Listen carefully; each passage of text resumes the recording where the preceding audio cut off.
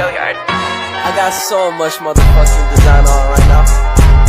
Break it down, bring it back, make it clap. I got 3 old thoughts, new block, where that thing. Bitches on my line, and you know. Assalamualaikum warahmatullahi wabarakatuh. Perkenalkan, nama saya Tika Dwi Saputri, NIM 220304051. Di sini saya akan menjelaskan tentang manajemen koperasi dan UMKM. Penjelasan pertama yaitu sejarah koperasi. Koperasi pertama kali diperkenalkan oleh seorang berkebangsaan Skotlandia yang bernama Robert Owen 1771 sampai 1858. Setelah koperasi berkembang dan diterapkan di beberapa negara Eropa, koperasi pun mulai masuk dan berkembang di Indonesia. Setelah itu, koperasi mulai cepat berkembang di Indonesia. Hal ini juga didorong sifat orang-orang Indonesia yang cenderung bergotong royong dan kekeluargaan sesuai dengan prinsip koperasi. Lalu kita mengenal Muhammad Hatta sebagai bapak koperasi. Beliau mengusulkan didirikannya 3 macam koperasi. Yang pertama, koperasi konsumsi yang terutama melayani kebutuhan kaum buruh dan pegawai. Yang kedua, koperasi produksi yang merupakan wadah kaum petani termasuk peternak atau nelayan. Yang ketiga, koperasi kredit yang melayani pedagang kecil dan pengusaha kecil guna memenuhi kebutuhan modal. Bung Hatta mengatakan bahwa tujuan koperasi yang sebenarnya bukan mencari laba atau keuntungan, namun bertujuan untuk memenuhi kebutuhan bersama anggota koperasi. Penjelasan berikutnya, bagaimana koperasi berdampak pada perekonomian di Indonesia? Koperasi bisa memperkokoh perekonomian rakyat sebagai dasar kekuatan dan ketahanan perekonomian nasional, dengan koperasi sebagai guru utamanya. Salah satu fungsi koperasi yaitu mewujudkan dan mengembangkan perekonomian nasional yang merupakan usaha bersama berdasar atas asas kekeluargaan dan demokrasi ekonomi.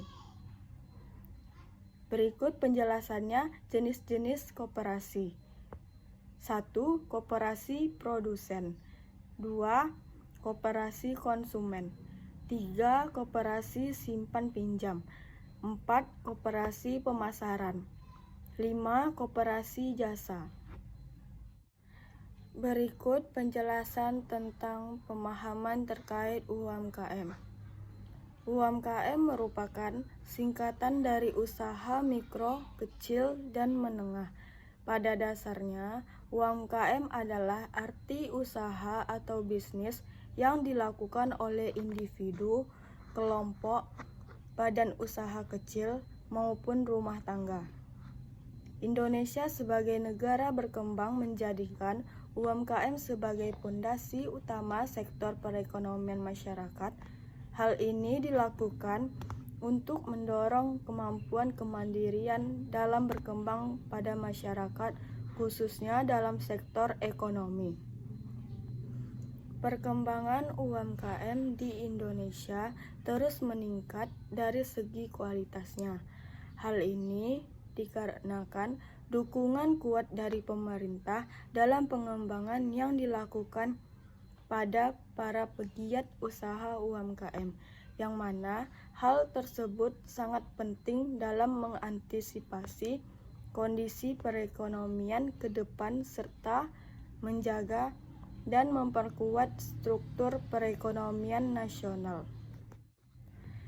Berikut penjelasannya, bagaimana geliat UMKM pasca pandemi, yaitu dampak pandemi COVID-19 telah menggoyahkan perekonomian keluarga dalam lingkup sederhana dan perekonomian negara dalam lingkup lebih luas.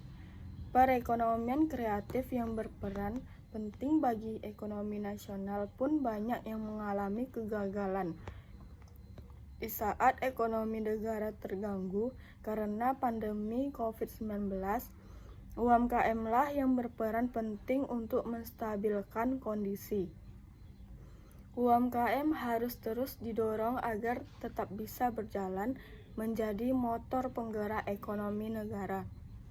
Data 2018, UMKM tercatat telah menyumbangkan 60,34%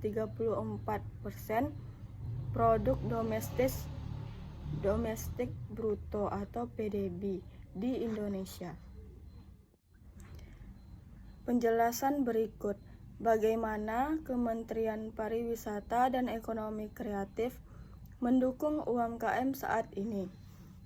Menteri Pariwisata dan Ekonomi Kreatif ajak UMKM memanfaatkan program Akses 2023 dalam upaya mendorong UMKM naik kelas melalui kemudahan dalam memperoleh akses pembiayaan.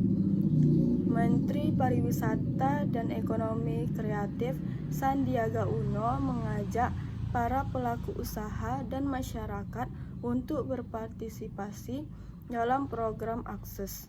Program Akses merupakan kerjasama antara Kementerian Pariwisata dan Ekonomi Kreatif dan LBS Urun Dana sebagai penyelenggara layanan urun dana yang sudah berizin OJK untuk menghadirkan program akselerasi bisnis UMKM melalui mekanisme Securities Crowdfunding atau SCF, di mana pendanaannya berasal partisipasi aktif masyarakat untuk menjadi investor.